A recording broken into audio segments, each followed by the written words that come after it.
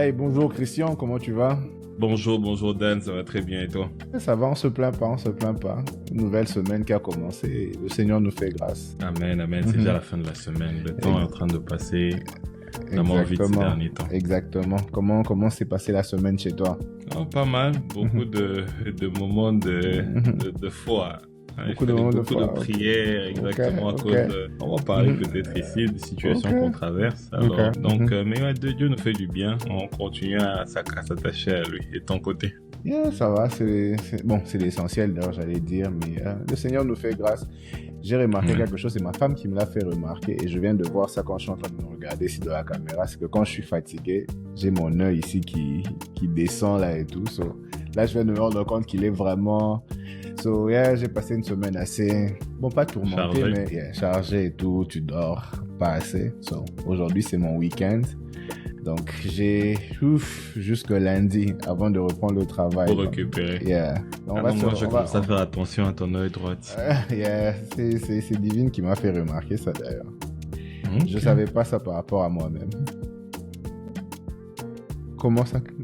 Tu as fait une tête. Non, je pensais à quelque chose. Oh, Les ok. Français sont en train de nous tuer. Je dis Ah. une œil ou un œil, parce que j'ai dit l'œil droit. En tout cas. Ok. Bon, je crois que c'est avec ça qu'on va commencer le sujet qu'on a prévu pour aujourd'hui. Alors bon, ça n'a de rien à voir, mais bon, on va juste faire la transition comme ça. Allons-y, allons-y. Yeah, alors on est en train de parler des blessures de l'âme depuis, ça fait déjà, c'est notre troisième semaine. Alors aujourd'hui, on va encore englober ça dans les situations difficiles et toutes ces choses et comment est-ce que ça affecte notre foi. Alors, j'ai un texte de la Bible que j'aimerais que l'on puisse lire et puis peut-être notre discussion va se baser autour de ce texte. Alors, pour un contexte, pour ceux qui vont nous suivre, on est dans Hébreux 10. Je lirai à partir du verset 32 jusqu'au verset 39 et je lis la version parole vivante. Alors, la Bible dit, rappelez-vous donc les premiers temps après votre conversion. À peine aviez-vous été éclairés de la lumière de Dieu que vous avez eu beaucoup à souffrir. Mais vous avez tenu bon. Tantôt on vous a publiquement injurié et tourné en dérision.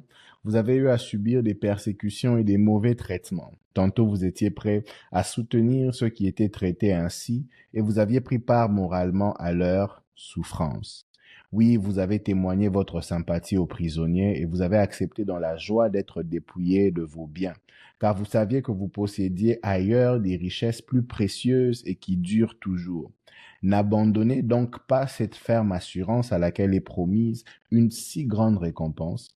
Il vous faut de la persévérance si vous voulez accomplir la volonté de Dieu et entrer en possession des biens qu'il a promis. Encore un peu de temps, nous dit l'Écriture, dans peu de temps, celui qui doit venir sera là. Il ne saurait tarder. Or, il est écrit, celui qui est juste à mes yeux et qui restera fidèle accédera à la vie par la foi. Mais s'il quitte ce chemin pour revenir en arrière, je ne lui accorderai pas ma faveur. Quant à nous, nous ne sommes pas de ceux qui se retournent en arrière pour aller se perdre, mais de ceux qui s'attachent à la foi pour ainsi sauver leur vie. Alors, pourquoi je voulais que l'on puisse utiliser ce texte? Parce que je crois que ça nous donne un aperçu au fait de ce de quoi on va parler aujourd'hui. Parler de ceux qui, face aux situations difficiles, retournent en arrière. Bon, je sais pas si c'est une tautologie, mais retournent en arrière, comme le texte est en train de le dire, qui font marche arrière par Marche rapport à arrière. leur foi. Ils ont connu le Seigneur, ils marchaient avec le Seigneur, ils évangélisaient ou ils parlaient du Seigneur ouvertement, mais à cause des situations difficiles qu'ils ont traversées, décident de tourner le dos au Seigneur. Alors je crois que on va un peu parler de ça, comment est-ce que les situations difficiles que l'on traverse affectent notre foi ou affectent notre relation avec le Seigneur. Parce que le texte ici finit avec deux catégories de personnes, ceux qui retournent en arrière pour se perdre à cause des situations difficiles, mais ceux aussi qui gardent la foi parce qu'ils ont compris que c'est au travers de la foi qu'ils seront sauvés. Alors, Exactement. Monsieur Christian, quelle est ta Mhm. conception des situations difficiles ou bien si tu dois te jeter dans l'eau par rapport à ce de quoi on est en train de parler, qu'est-ce que tu dis? Ah, pour moi, une situation difficile, c'est une situation qui me stresse, Ok. qui me pousse à atteindre un niveau où je ne peux pas gérer. Je suis le genre de personne je Mhm. suis habitué aux Mhm. conséquences de mes actions. Si je traverse de moments difficiles, qui est le résultat de mes actions, j'essaie d'assumer cela. Je sais porter ma croation dans le dire. Mais quand c'est tellement lourd que je n'arrive même pas à gérer ça, je commence à Mhm. stresser, ça commence à influencer mes actions. Pour moi, là, je me dis que ça devient quelque chose de difficile. Quand c'est un fardeau tellement lourd Mhm. qu'il devient Mhm. difficile à porter et qui Mhm. influence carrément, qui devient quand même le centre de toutes mes pensées et tout, quoi. Mhm. Donc c'est comme ça que je considérais une situation difficile. Elle peut prendre plusieurs formes. Mhm. Elle peut être causée par plusieurs choses. Ça peut être une perte, ça peut être situation qu'on traverse. Même sachant que c'est temporaire, deux fois tu te motives, c'est temporaire, mais tu sens le coup et tout, donc t'es Mhm. stressé. Tu te rappelles que Mhm. c'est temporaire, mais ça t'empêche pas de stresser. Alors ce sont des choses comme ça que je pourrais considérer de ma part comme quelque chose de difficile. Ok, ok. Alors, par rapport à ce que tu décris là, ce que tu définis, est-ce que tu peux nous donner un exemple de ce que tu as vécu ou tu t'es retrouvé face à une situation similaire qui a fait en sorte que tu as failli perdre ta foi? Est-ce que tu as déjà expérimenté quelque chose de comme ça? Ouais, effectivement, et comme je Mhm. disais, sous plusieurs formes. Mhm. Et je préfère commencer par quelque chose qui peut sembler, ça m'a Mhm. traversé l'esprit maintenant. Mhm. La religion. Ok, ok. La religion, pour moi, c'était quelque chose de vraiment, vraiment difficile. Et c'était à un point de fois quand j'allais à l'église, je dirais pas avant de l'église, mais tu connais, on y était. Mhm. Mhm. Euh, C'était tellement difficile pour moi d'assister au culte. Et j'ai l'impression à chaque fois que j'étais dans le culte, Mhm. ça m'éloignait au fait, ça me détachait un peu Ok. de la religion ou Mhm. des personnes parce que je lisais la Bible, je voyais quelque chose dans la Bible qui n'était pas reflété dans l'église, mais je devais en même temps jouer le jeu. Ok. Parce que tu as l'impression que tu es ce gars bizarre. Hein? Toi, Mhm. tu vois les choses d'une certaine manière. Par exemple, ce qui est maintenant commun dans nos églises, ça me dérangeait grave quand il y avait des paniers pour toute activité de l'église. Ok. Et où le pasteur carrément vous dit on va pas sortir jusqu'à ce Mhm. qu'on a un certain montant. Oh, Ok. c'était difficile pour moi. Donc, c'était Ok. quelque chose de difficile parce que j'avais l'impression que je devais prétendre. Et après, à la fin, c'était genre, mais Christian, et quand il y a des Mhm. discussions avec les amis, mais Christian, Mhm. toi, tu doutes d'un homme de Dieu. Mhm. Le Saint-Esprit lui a parlé, il fallait qu'on Mhm. attende parce que c'est arrivé au point où c'était, OK, si vous n'avez pas d'argent, écrivez sur un Ok. papier Mhm. que promettez que vous allez donner la date et Mhm. puis venez Ok. mettre dans le panier.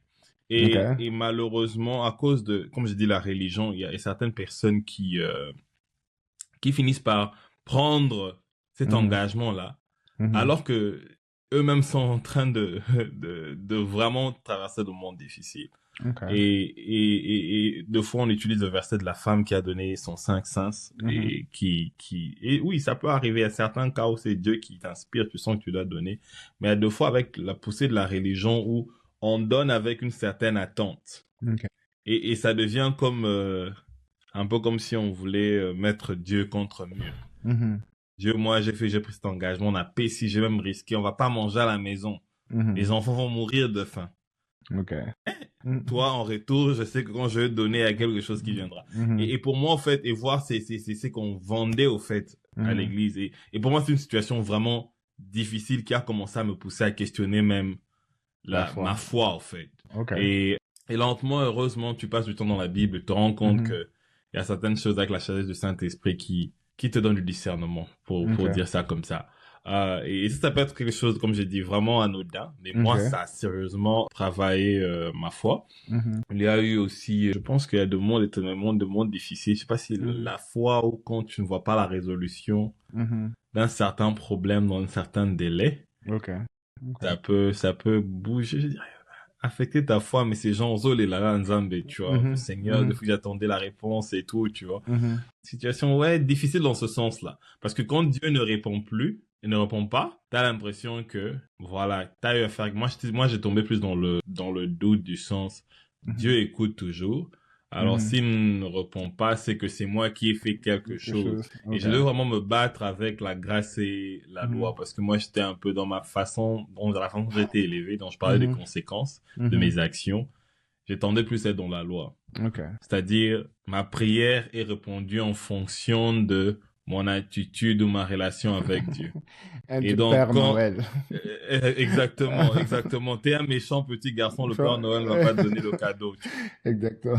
Et c'était la même chose avec Dieu. J'ai l'impression que quand il n'y avait pas de réponse, vraiment, on commence à chercher Mhm. qu'est-ce que j'ai eu à faire peut-être pour frustrer Dieu. C'est comme ça que il Ok. m'entend pas, ou il est en train de m'éviter, alors que tout ça, encore une fois, c'est un problème avec la foi. Ok. Moi aussi, ça venait juste au moment où il y avait des questions, de demandes, des attentes de la part de Dieu et on ne voyait pas la réponse qu'on attendait. Et bien sûr, le cas, il y a des cas aussi qui sont évidents, comme la Mhm. perte d'un être cher. Mhm. Et je sais que ma foi a été sérieusement bougée. Dieu, au fait, est venu me chercher parce que Mhm. je veux dire, j'ai atteint un point où c'était vraiment pas Mhm. loin de Dieu, c'était ça. Mhm. Quand papa est parti, j'ai Mhm. dit que j'allais plus prier, c'était fini. Mhm. Parce que pour moi, c'était genre, oh, et puis, je sais pas si c'était le diable qui m'a conduit là-bas, Mhm. ou je pense que c'était le diable à cause de comment Mhm. j'ai compris la chose. Je Mhm. suis tombé sur un genre, on dit, Dieu n'écoute que les prières Mhm. qui s'alignent à sa Ok. volonté et tout. Ok. Et j'ai compris ça dans le sens, je dis, oh, donc parce que nous, on a prié que papa reste, mais toi, ton plan, c'était déjà que le vieux parte, alors ça servait à rien compris. Mais Alors attends, pourquoi, pardon, avant que tu ne continues, tu soulèves quelque chose de très, très, très intéressant. J'aimerais que que l'on puisse rester un peu dessus un moment, où tu dis que tu as compris finalement après que c'était le diable qui t'a conduit, mais il t'a conduit vers un texte de la Bible. Tu vois un peu? Parce que moi, ça me fait penser au fait à la tentation de Jésus, tu vois, où Mhm, mhm, il est en train le diable le tente et tout ça, et puis il répond finalement, l'homme ne vivra pas seulement de pain. Il cite le texte, je crois, c'est Deutéronome mhm, 8:3 et tout. mhm, mhm, Et puis après, mhm. le diable dit, ah, ok, tu vas aller dans ce domaine-là. Il commence aussi à lui donner des versets bibliques. Je crois qu'il donne le psaume 91 et tout ça. So, tu crois que c'est possible que le diable utilise la parole de Dieu par moment pour essayer de détourner la foi d'un enfant de Dieu? 100%. Ok. Je le crois et je Mhm, crois que j'ai eu à le dire. S'il y a une chose d'ailleurs que le diable mhm, va utiliser mhm, pour t'éloigner de Dieu, c'est mhm. la parole de Dieu en dehors de son contexte. Et Ok. quand vous regardez la Bible, je dis toujours les moments clés de l'humanité, Mhm, c'est que le diable a utilisé mhm, avec Adam et Ève. mhm, Quand il a approché Ève, Satan mhm, n'a pas emmené ses paroles, il a apporté la parole de Dieu mhm. hors de son Un texte, contexte. exactement. Et, et il va avec Jésus. Qu'est-ce qu'il fait quand il rencontre Jésus? Jésus lui présente la parole et lui donne la parole de Dieu Mhm, hors de son contexte ou encore par mhm, rapport à Jésus-Christ. Par mhm. rapport à Jésus, ces paroles-là n'étaient pas applicables. Exactement. Je peux voir quelqu'un peut-être à qui Dieu te veut ici aux États-Unis, mais t'as vu, je ne sais pas moi, des vidéos d'Australie, et comment c'est beau et finalement il y a comme cet amour bizarre des animaux que tu développes et tu tombes sur Josué partout, tes pieds fouleront, Mhm, Dieu va te le donner. mhm, Et donc, tu mhm, te mets maintenant à prier pour l'Australie. Seigneur, mhm, mhm. mes pieds vont Exactement. fouler Mhm, l'Australie, alors que Dieu t'a déjà dit clairement que moi, je mhm, te veux ici. Et mhm, ça peut être le diable, comme j'ai dit. Dans mon cas, pourquoi je suis convaincu que c'était le diable? Parce que ça m'a éloigné de Dieu. mhm, Dieu ne va pas me donner sa parole pour me rapprocher de lui, pour m'éloigner de lui, en fait. La mhm. parole de Dieu, c'est pour me garder en Dieu. C'est pour renouveler ma pensée qui va m'aligner à Dieu. Mais la Exactement. façon dont ma pensée était en train d'être renouvelée, c'était de manière à aller loin de Dieu. Donc le diable peut effectivement utiliser la parole de Dieu Mhm, pour nous éloigner de lui. Donc, comme je le dis, j'aime le dire très souvent, je dis, c'est au moment clé de l'humanité, le diable a utilisé la parole de Dieu pour nous éloigner de Dieu. mhm, Quand tu vois Ève, il approche Ève, il vient pas donner à Ève, je sais pas comment on dit, le point positif du royaume d'enfer. mhm. Genre, voilà, je te donne les raisons pour suivre l'enfer. Non. Il donne la parole de Dieu en dehors de son contexte pour éloigner Ève de la volonté de Dieu. Mhm, Et il fait la même chose avec Jésus. Et le commencement même. Dieu dit déjà à Jésus, t'es mon fils. Et lui dit, mais toi, t'es le fils de Dieu. Si réellement t'es le fils de Dieu, fais ceci parce que c'est ce que le fils de Dieu sont censés être capables de faire. mhm, Donc, mhm, et deux fois, le diable le fait avec nous. Oh, t'es vraiment enfant de Dieu. Allez, fais tel miracle. Et il y a certains miracles, je crois que certains enfants de Dieu ont perdu la foi parce qu'ils ont tenté un miracle qui était une demande du diable et non pas conduit par le Saint-Esprit. Et le miracle alors ne se passe pas parce que tu ne peux pas manifester l'autorité du Saint-Esprit en ce moment-là. Et donc tu as dit, waouh, c'est qu'au fait, je suis pas un enfant de Dieu. Et ça crée un doute parce que c'est ce qu'il voulait faire. Juste après, quand on dit à Jésus, tu es enfant de Dieu, lui, il vient et dit, est-ce que tu es enfant de Dieu? Meka, fais un petit miracle, là, on va voir si tu es réellement enfant de Dieu. Et le diable le fait tout le temps avec nous. Et dans mon cas, je suis convaincu de cela parce que ça m'a éloigné de Dieu. La parole de Dieu, compris par le Saint-Esprit, nous aide à nous repentir pour nous aligner dans notre façon de penser à Dieu, pas pour nous éloigner de Dieu. Et c'est comme...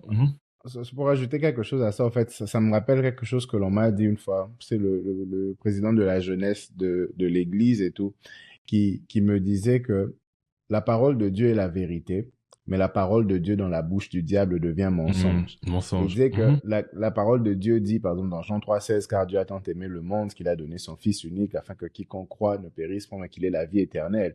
C'est la vérité. Mais il dit, le moment où le diable répète la même chose, ça devient un mensonge. Parce que dans le fait qu'il dit ça, il y aura quelque chose, une intonation qui va faire en sorte que ce qu'il est en train de dire là devient complètement un mensonge. Donc, il peut répéter Jean 3,16, mais du moment où Jean 3,16 sort de sa bouche, ça devient un mensonge parce que il n'y a pas un petit iota de vérité dans le diable. Dans le diable. Yeah, pour ajouter à ce que tu es en train de dire. Exactement. Et pendant que tu parlais, je pensais à mon message de la grâce, pris hors contexte. C'est comme ça que maintenant, on a l'impression que la grâce doit éloigner la repentance. Exactement. Et, ok, parce que Dieu nous accepte comme je suis, donc je suis pas obligé de changer. Dieu m'aime, Dieu est amour. Alors que la grâce te donne l'opportunité de changer, au fait, sans culpabiliser aux rechutes. Et Dieu te dit, ok, tu sais quoi, c'est un processus, je suis avec toi. Le sang a coulé, j'ai déjà pardonné de fautes, alors maintenant change. Tu vois un peu, et même donc je prends l'exemple de la grâce. Et dans mon cas, donc c'était pour ça que j'étais convaincu que c'était vraiment le diable, parce que c'était genre, ok, nous on a prié, et parce que c'était pas dans ta volonté, tu n'as pas changé les choses. Donc, à quoi ça sert de prier? Si Dieu a déjà établi sa volonté sur moi, sur nous. Or, encore une fois, c'est pas vrai.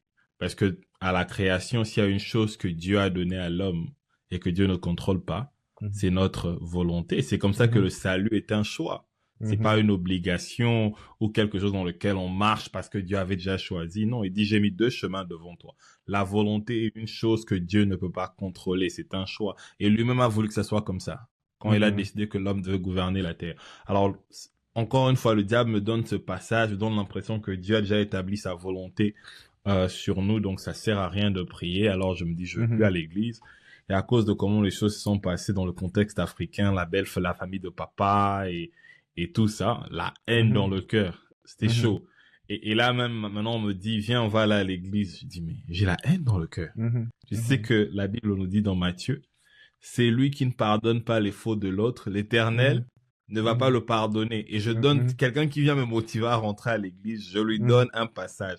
Je ne compte pas pardonner et je compte garder cette haine dans mon cœur. Alors, à cause de ça, je sais que Dieu ne va pas me pardonner parce que lui-même le dit dans sa parole. Alors, ne viens pas me chercher. Moi, je vais rester à la maison tranquille. Et c'était ça, les gens de la jeunesse sont venus, maman a essayé de me motiver. Ces gens, c'est fini, c'est fini. Et je ne sais pas pourquoi, je me suis rendu compte juste que il y avait un surnom que j'avais. Je crois que parlé ça dans le témoignage. Hades, yeah. Je savais pourquoi. Comme je dis, j'avais l'impression quand je m'appelais, quand je m'imaginais être comme Hadès, le dieu de l'enfer dans la mythologie grecque et tout, j'avais l'impression que je vais résister à n'importe quelle peine. Alors, des fois, juste m'asseoir et dire, le dieu de l'enfer, il est seul là-bas sans sa femme Perséphone, 6 mois, il porte la douleur, les chagrins. Alors, ces chagrins n'est rien. Comme lui, je peux le porter. Et je vais dire quelque chose de comme ça. Et j'ai l'impression que quelque part, j'arrive à surmonter ma peine. Mais ce que je réalise pas, ça durcit mon cœur. Et là, j'ai senti que je voulais recourir à ça. Genre dire, t'es Hadès, ne laisse pas ces situations t'affecter. Lève-toi, genre, lève tes ailes. Et j'étais un peu poétique à l'époque. Et puis ma femme m'a dit qu'elle n'aime pas la poésie, donc ça m'a, talent et Ça Kenda. t'a refroidi. Ça m'a refroidi. Hmm. Alors, c'est ce qui s'est passé en ce moment-là. Je suis allé vers Dieu et je te dis, tu sais quoi? Si cette situation commence, tu vas me perdre. Je pense que ça sera un point de non-retour. Et ce soir-là, il a entendu, c'était une prière comme ça. C'était même pas une prière, je parle juste à Dieu.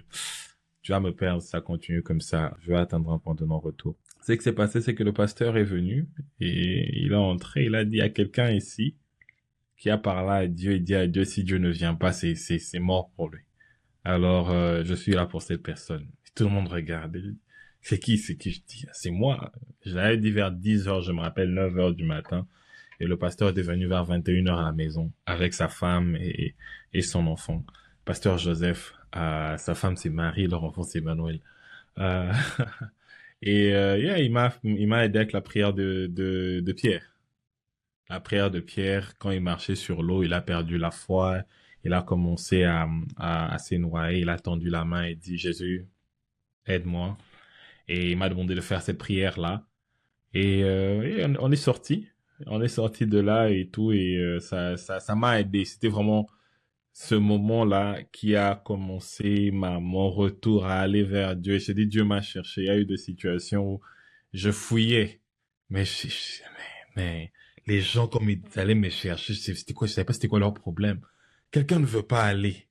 Quelqu'un dit, OK, c'est bon, je suis dans mon coin. Mais tu vas voir des gens te dire, oh, Christian, tu dois venir à la retraite de prière.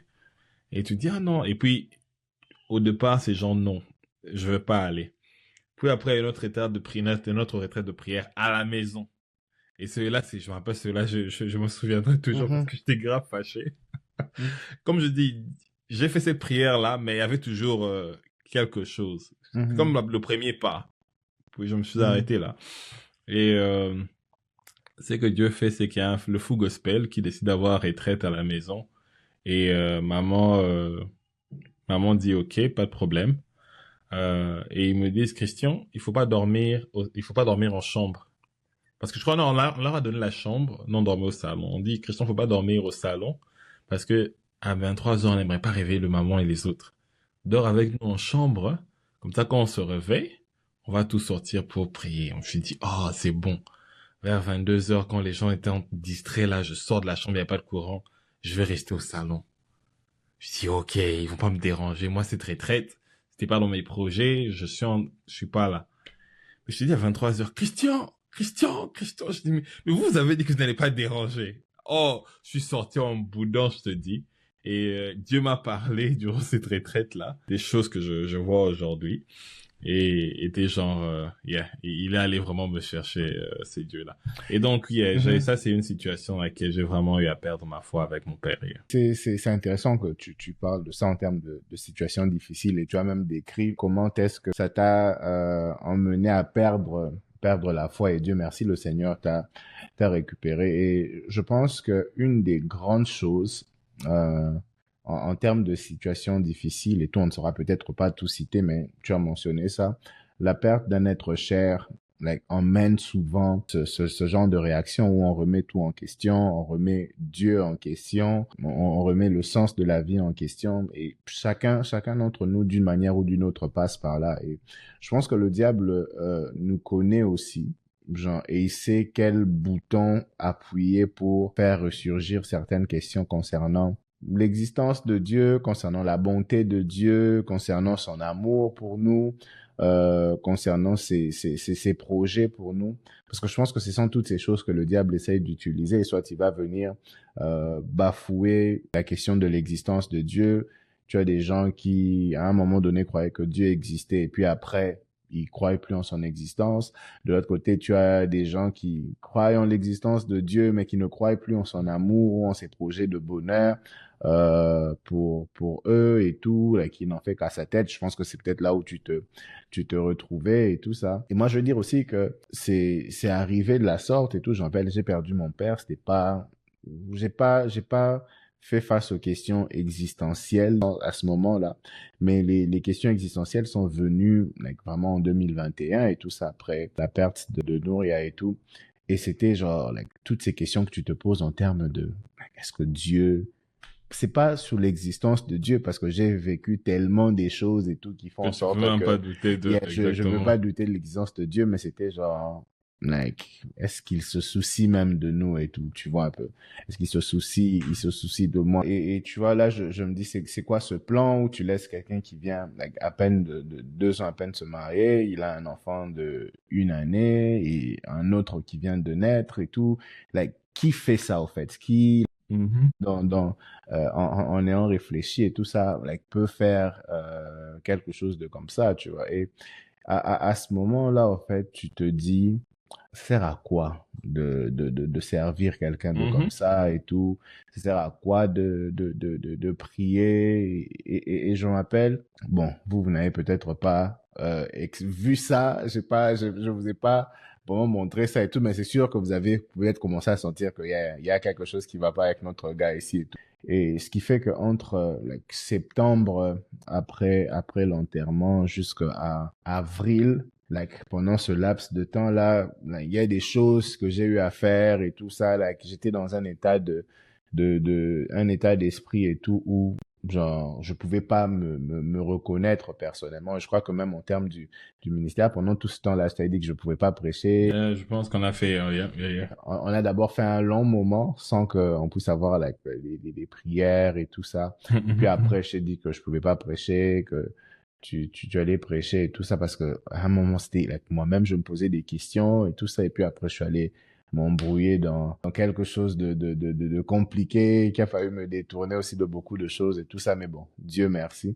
Like, toutes ces choses et tout, c'est vrai que ayant expérimenté tout ce que j'ai expérimenté et tout, tu prends vraiment pas la décision de quitter, mais les questions que tu te poses te mettent dans un état de stand-by. Mais la réalité, c'est qu'avec le Mhm. Seigneur, il n'y a pas cette étape de juste milieu où tu dis, genre, c'est vrai que je ne crois pas toujours en Dieu, je suis pas aussi là où je crois plus en Dieu, je suis au milieu. Non, la partie du milieu, déjà, c'est ne plus croire en Dieu. Tu es loin, tu vois. Si le Seigneur revient, Exactement. t'es trouvé dans cette partie du milieu, donc tu es autant perdu que ceux qui ne croient pas en lui.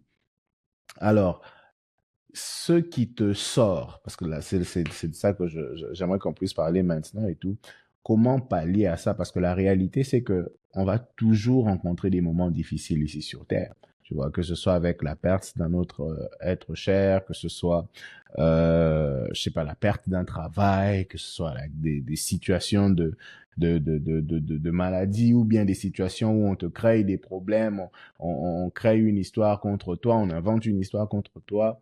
Euh, like, dans tout ça, comment est-ce qu'on peut pallier à cette éventualité de perte de foi parce que on a essayé de déterminer un peu qu'il y a comme cette corrélation entre like, situation difficile et moments de questionnement qui peuvent nous emmener à perdre la foi. Alors, comment est-ce que tu penses que l'on peut pallier à ces choses et tout, tout en sachant d'ailleurs que Jésus est en train de dire que vous allez avoir des moments difficiles.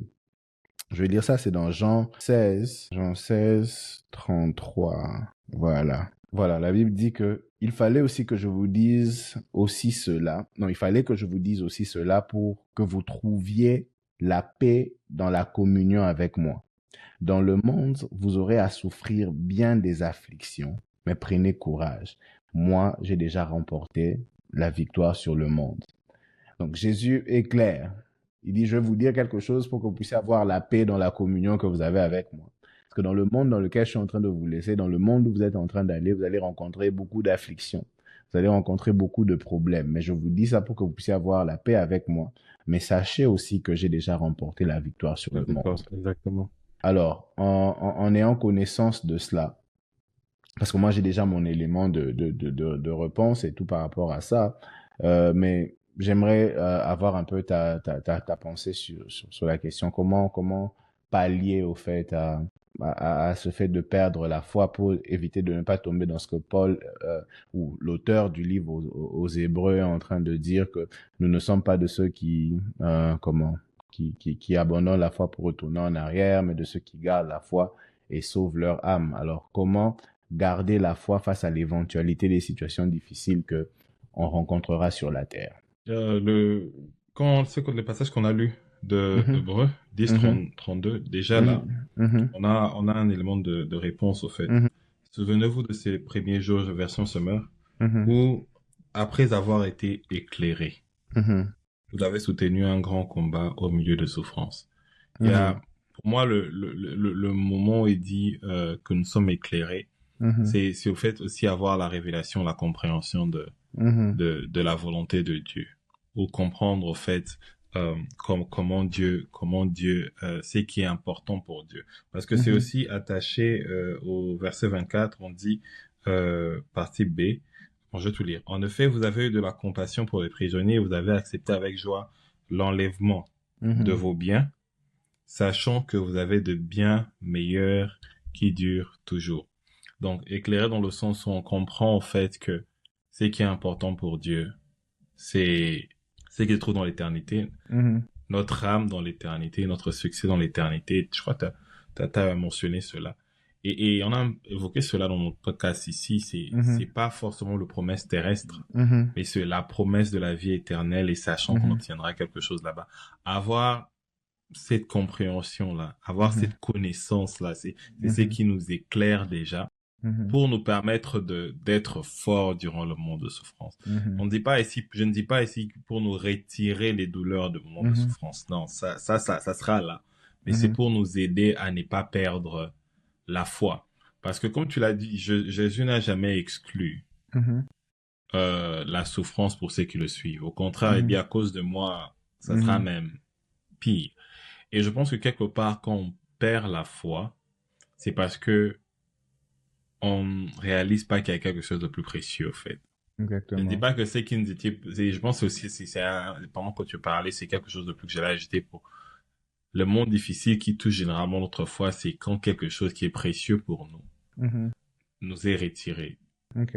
Et on arrive aussi à ce point-là où on se pose des questions. C'est ce qui avait de la valeur. C'est ça peut-être Mhm. qui était une grande partie de notre vie. Alors on a l'impression que quelque chose a craqué, que rien ne sera pareil. Ça peut être un travail pour d'autres personnes. Ça peut être des biens. Mais si Mhm. on nous dit, c'est que ils sont forts durant ce moment où tous les biens sont enlevés. On dit, en faisant enlever tous vos biens, Mhm. mais vous avez continué à avancer dans la souffrance parce que vous savez que vous avez des biens meilleurs dans Ailleurs. Mhm. l'éternité, ailleurs. Yeah. Alors, moi, je pense que ça vient là, la Mhm. connaissance. La connaissance va nous aider à garder la foi. Mhm. On pourra peut-être pleurer, on pourra peut-être se sentir mal, Mhm. et ça n'arrivera pas au point où, Seigneur, Mhm. voilà, c'est fini moi et toi. Mhm. Et c'est vraiment facile de le dire comme ça, mais quand tu es dans la situation, ça demande de la force au fait, c'est autre chose. Parce qu'après, il y a des promesses de Dieu, Mhm. et ça, c'est des promesses maintenant qui reviennent. On Mhm. oublie la promesse. Mhm. On se focalise sur les promesses Mhm. attachées à, qui vont peut-être mourir avec la perte et tout Mhm. qui est arrivé. Et tu allais dire quelque chose. Yeah. En fait, non, je suis content parce que c'est vraiment la direction dans laquelle j'allais répondre et tout ça. Je vais juste renchérir dans ce que tu étais en train de dire et tout.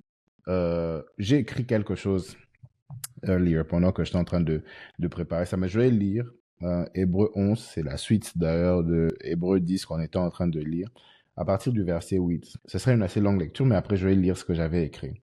Il dit, c'est à cause de sa foi que Abraham obéit à Dieu lorsqu'il fut appelé à partir pour un pays qu'il devait recevoir plus tard en héritage. Il est parti sans savoir où il allait. Confiant des promesses divines, il séjourna en étranger, parce que ça c'est déjà fou. On dit qu'il est confiant des promesses divines, mais il Mhm. a séjourné en étranger dans la terre qui lui avait été promise. Il est confiant de quelque chose, mais il séjourne en tant qu'étranger. C'est fou. Il dit, y vivant sous des tentes, ainsi qu'Isaac et Jacob, auxquels Dieu avait accordé la même promesse. C'est qu'ils attendaient la cité au fondement inébranlable dont Dieu lui-même est l'architecte et le constructeur.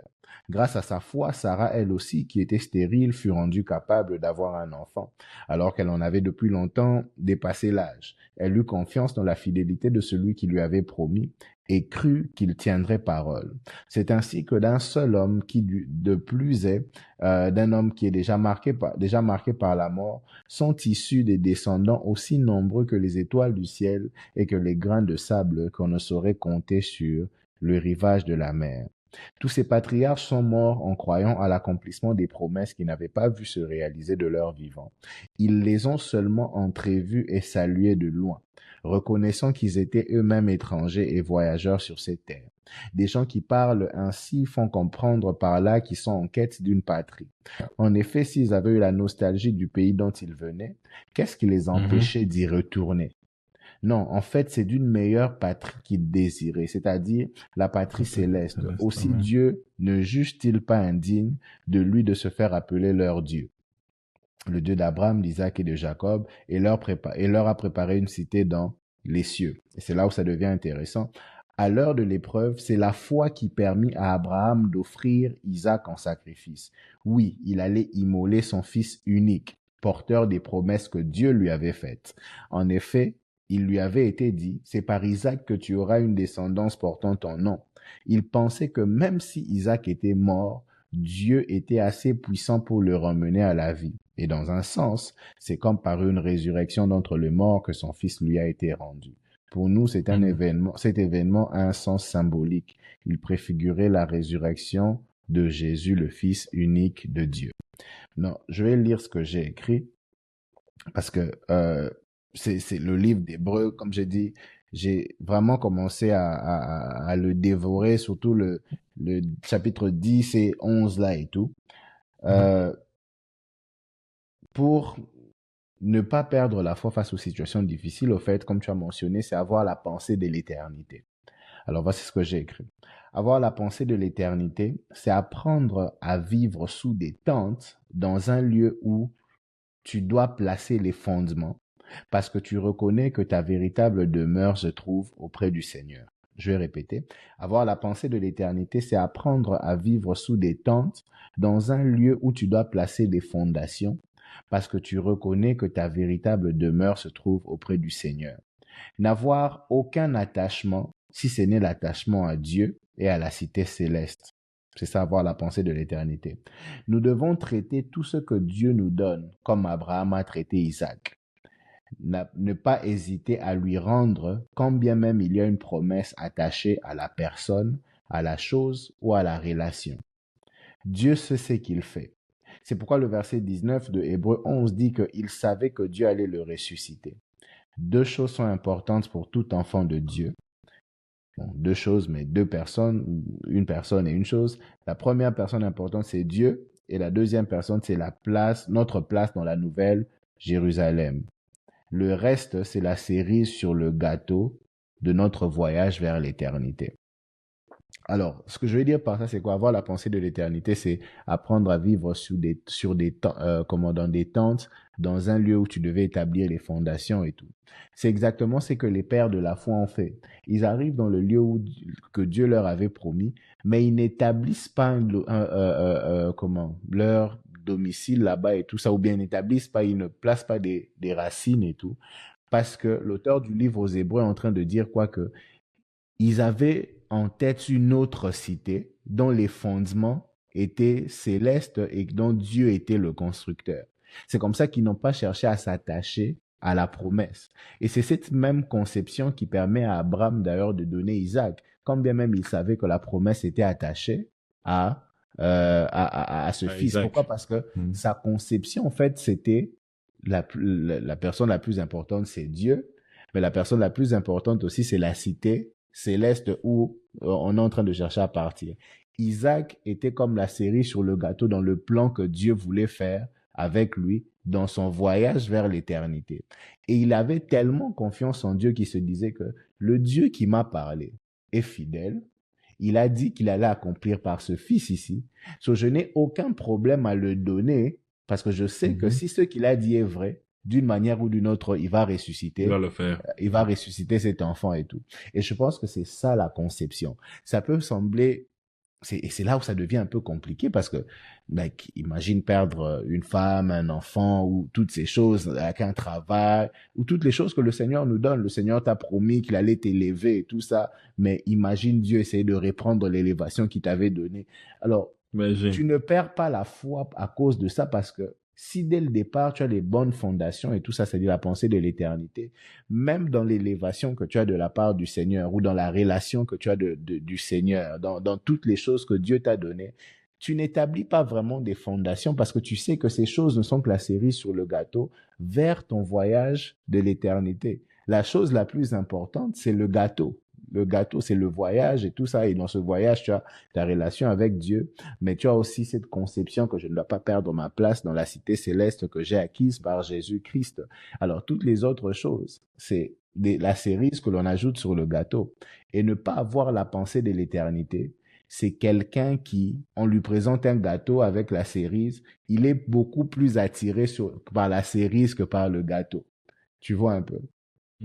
Et c'est au fait ça, c'est ça ma conception de la pensée de l'éternité et même comment est-ce que je comprends ce qui se passe avec Abraham ici. Donc, je me dis que la réalité, c'est qu'on aura toujours des situations difficiles, on aura toujours des problèmes ici sur Terre, mais on doit comprendre que notre attachement, c'est à Dieu et dans notre conception du fait que ce n'est pas vraiment ici notre réalité. Ce n'est pas vraiment ici ce qu'il y a de mieux pour nous. Il y a quelque chose de mieux pour nous dans la cité à venir, dans la nouvelle Jérusalem à venir et tout.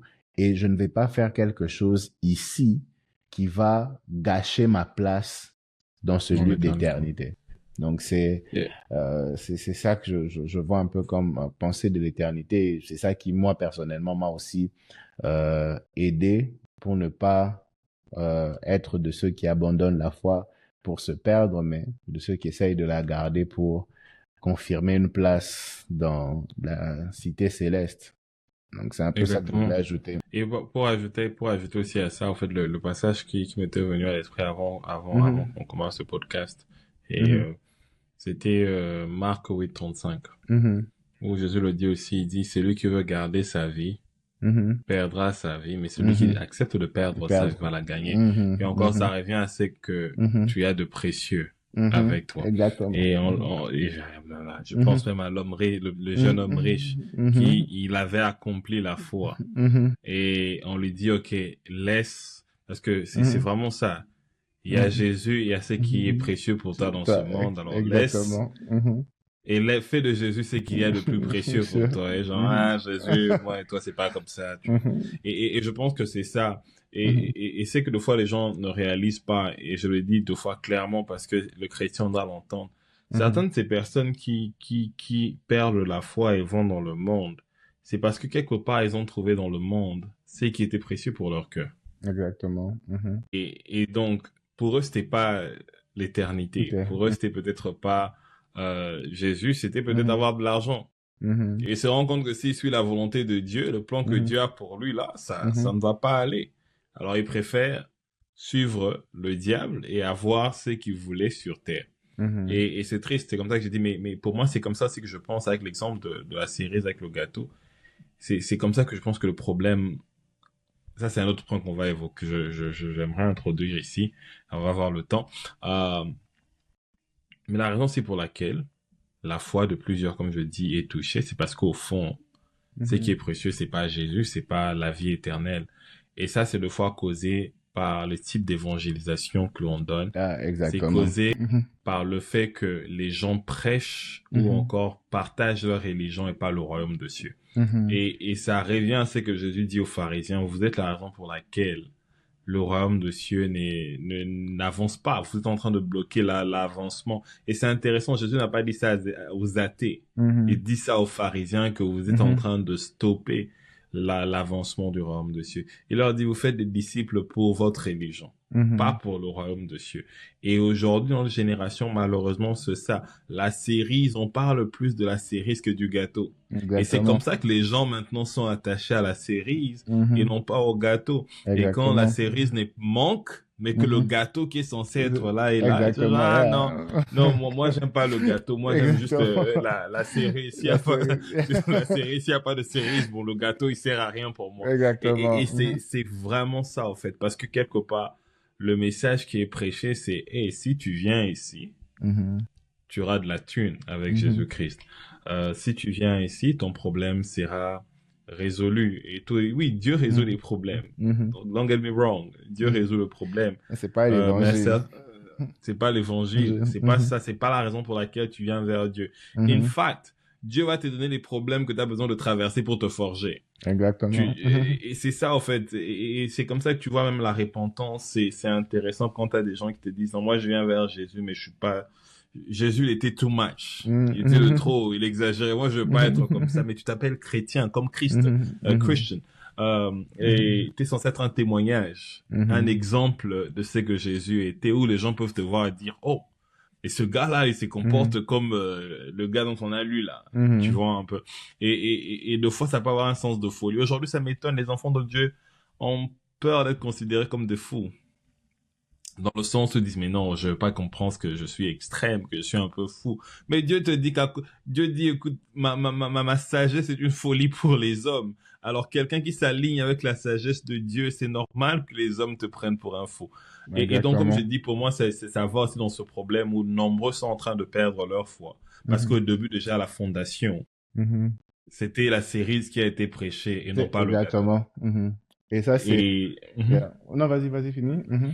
Et je dis souvent, la Mhm. cerise là, le diable Mhm. peut te donner la cerise. Le Exactement. diable peut te donner la cerise, il en a Mhm. plein des Mhm. arbres et tout, même quand c'est pourri, ça a l'impression que c'est bon. Mhm. Euh, mais il ne peut pas te donner le gâteau. Le diable ne te Exactement. donnera jamais la vie éternelle, Mhm. il te donne pas des biens qui vont durer dans l'éternité parce que lui-même n'a pas accès Mhm. au royaume céleste et tout. Mhm. Et même ces terres ici, le Mhm. gars, il a voulu scammer Jésus. À Jésus, Dieu a déjà donné la terre. Il sera le roi Mhm. qui va régner dans la terre renouvelée, au fait, en plus. Et Exactement. le Mhm. diable vient et lui dit, non, toi, prosterne-toi, je te donne ces terres. Mais elle t'appartient pas, la terre, monsieur. Et le diable, il fait ça avec beaucoup d'entre nous. Imaginez que Jésus faisait ce qu'il faisait à cause de la terre. Ça, c'est un deal. Donc, je suis pas obligé de passer par la croix. Quoi? Mhm. Je veux pas mourir. Juste comme ça, je mets à genoux Mhm. et j'ai la terre. Bon, c'est vrai elle n'est pas la terre parfaite, Mhm. mais c'est quand même Mhm. la terre. Et c'est ce Mhm. que le diable fait. Toi, t'es venu vers Dieu, Mhm. Seigneur, l'argent, l'argent. Et le diable te dit, écoute, regarde comment il veut te Mhm. forger. Il veut Mhm. te briser avant de t'élever. Moi, je pense Mhm. que t'es bien comme t'es.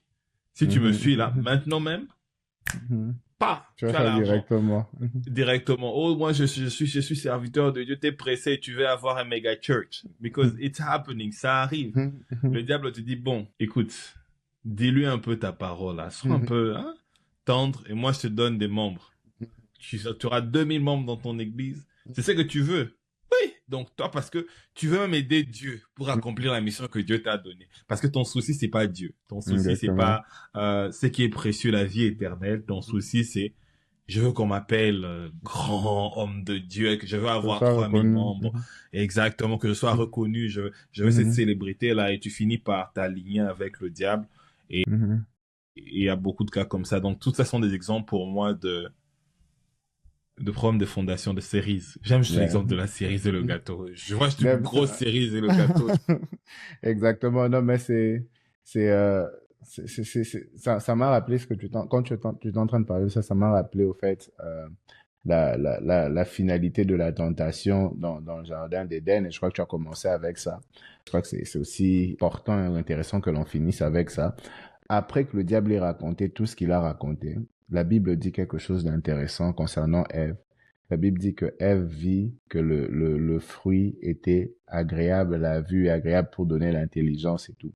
So, les Mhm. paroles qu'elle a entendues ont directement changé la conception de ce qu'elle était en train de voir et tout. Mhm. Le fruit n'était plus celui qui allait causer la mort, mais il devenait celui qui allait donner la vie. Et c'est ça le Mhm. problème, en fait, même avec l'évangile de la cerise, comme où, like, pour un anniversaire, c'est le gâteau qui est, like, l'attraction principale et tout. Mais on a plusieurs évangiles qui sont prêchés et tout ça aujourd'hui où on commence à te montrer au fait, oh, regarde cette cerise et tout ça. Et on enlève petit à petit le gâteau et tu penses que c'est ça qui est important et tout. Et je pense que on est même à l'église, le pasteur a introduit ce sujet et tout, et il était même en train de parler de différents types d'évangiles. Et je crois qu'on va Mhm. finir avec ça pour lancer cet appel et tout. Tu as peut-être cru au Seigneur Jésus-Christ, mais l'évangile qui t'a été présenté, c'était l'évangile à base de viens à Jésus, tu auras l'argent, viens à Jésus, tu auras ça. C'est des choses que le Seigneur donne, mais ce n'est pas ça, la raison principale pour laquelle le Seigneur est mort sur la croix et pour laquelle il a été ressuscité. Il est mort pour nos péchés, il est ressuscité pour notre justification.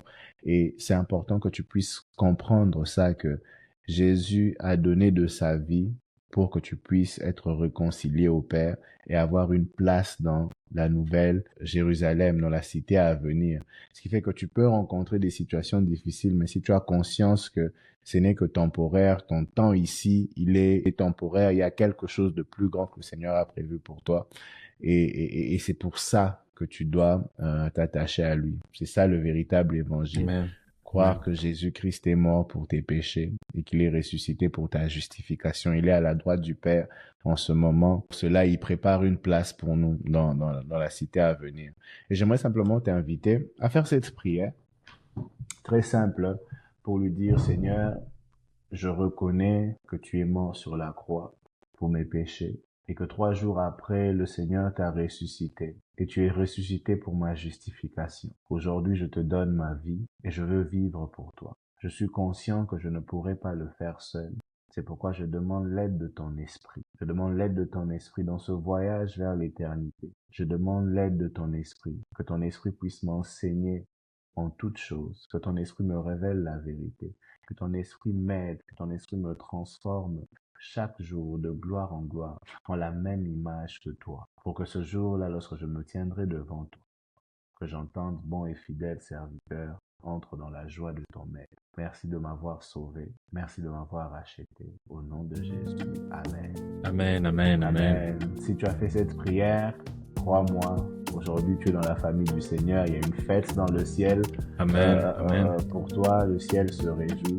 Et nous aussi, on se réjouit du fait que tu te sois ajouté à notre famille. Si tu veux nous faire savoir, tu peux toujours le laisser en commentaire ou nous contacter dans nos emails.